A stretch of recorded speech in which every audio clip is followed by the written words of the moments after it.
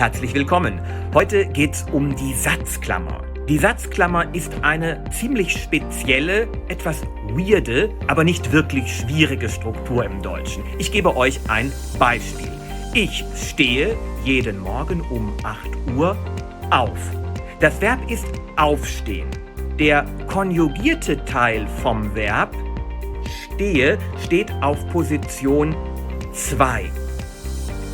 Und ganz am Ende kommt der zweite Teil der Verbalphrase. Das ist hier das Präfix. Wir splitten aufstehen in stehe und auf. Stehe kommt auf Position 2, auf kommt am Ende.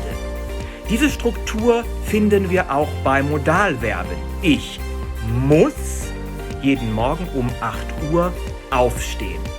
Wir finden sie auch beim Perfekt mit dem konjugierten Hilfsverb auf Position 2 und dem Partizip 2 am Ende. Ich bin jeden Morgen um 8 Uhr aufgestanden. Genauso im Futur 1, da ist das Hilfsverb werden. Ich werde auf Position 2, ich werde jeden Morgen um 8 Uhr aufstehen.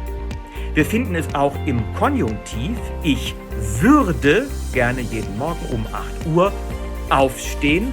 Und im Passiv, in allen Passivhauptsätzen, es geht immer um Hauptsätze, steht auch das Hilfsverb werden, konjugiert auf Position 2 und das Partizip 2 ganz am Ende. Ich werde jeden Morgen um 8 Uhr geweckt. Und jetzt noch 2 Beispiele für Hauptsätze mit einer Satzklammer. Jetzt habt ihr die Satzklammer kennengelernt. Die Aufgaben werden euch jetzt keine Probleme machen.